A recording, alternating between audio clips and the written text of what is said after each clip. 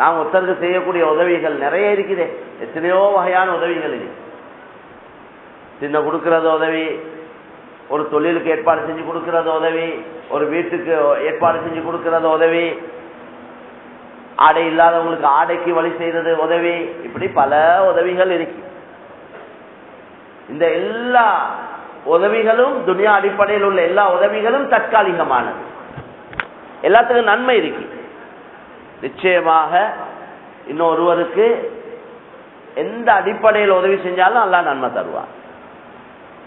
போற வார வழியில இருக்கிற கல்ல முள்ள ஒரு வாழைப்பழத்தோலை மாங்காய் தோலை சைடு காக்கிட்டு ஒருத்தர் போறார், அதுக்கும் ரசூலுல்லாஹ் சொன்னாங்க சதகா செஞ்ச நன்மையை தருவான். அப்ப எந்த முயற்சியும் அல்லாஹ் வீணாக்குறது. ஏன் நாங்க அந்த கல்ல முள்ள வாழைப்பழத்தோலை சைடு காக்குறோமேடா, அதுல காலை வச்சு சில நேரம் பலவி விழுந்துறேன், அந்த கல்லு காலில் பட்டு காயம் ஏற்படு. அவர் ஒரு சீனி வியாதிக்காரராக இருந்தா அந்த காயம் பழுக்கேலும், அது உடுவைக்கேலும், சில நேரம் காலே இல்லாம விட்டு எவ்வளவோ பாக்குறோம் நாங்க. அப்ப இவர் கொஞ்சம் அந்த கல்லை சைடுக்கு ஆக்கிட்டு போறாங்க. ஒரு ஷாப்பிங் பேக் இருக்குது, அதுல காலை வச்சு விழுந்த சம்பவம் எவ்வளவு பேர் இருக்கு. பலவி அப்படியே போயிட்டுறாங்க, விழுந்து மௌத்தாவின சம்பவமும் இருக்கு. கால் வலுக்கி டைல்ஸ்ல காலை வச்சு வலுக்கி விழுந்து மௌத்தாவின சம்பவம் இருக்கு.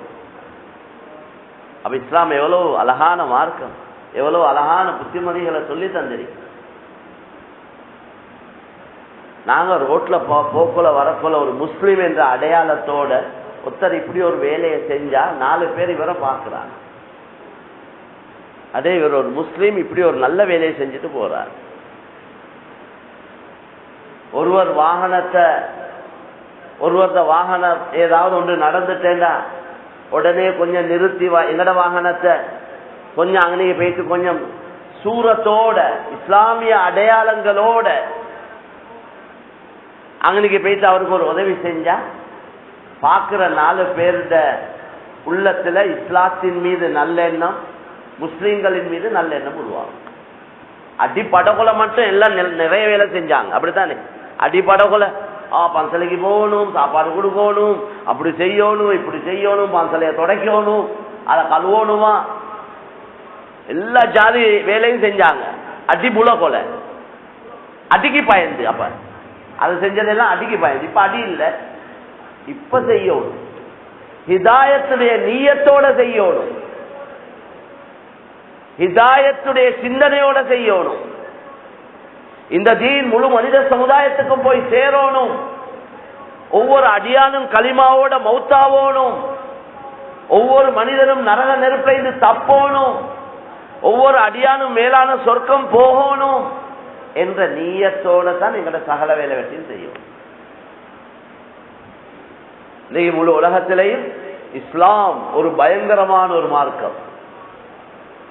இஸ்லாத்தை பத்தி முஸ்லிம்களை பத்தி தவறான சிந்தனைகள் தான் புகுத்தப்படும்.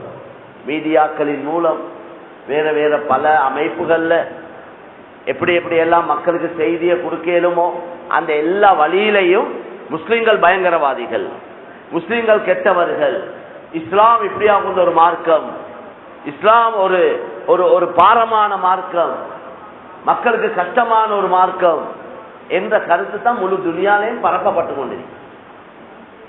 இந்த பரப்புறவங்களுக்கு நல்லா தெரியும் இந்த உலகத்துல இஸ்லாம் வேகமாக பரவி கொண்டிருக்கு.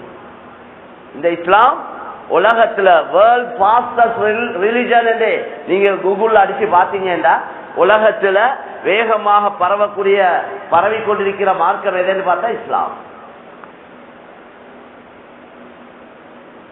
இதெல்லாம் அவங்க குர்ஆனை படிச்சிருக்கிறாங்க, ஹதீஸ்ல படிச்சிருக்கிறாங்க, நல்லா விளங்கி வச்சிருக்கிறாங்க.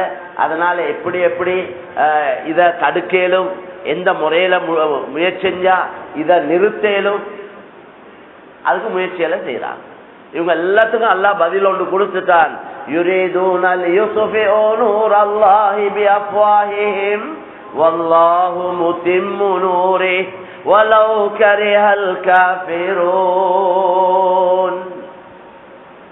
இவர்கள் அவர்களுடைய வாயால, இந்த காபிர்கள், இந்த முஷ்ரிக்கீன்கள்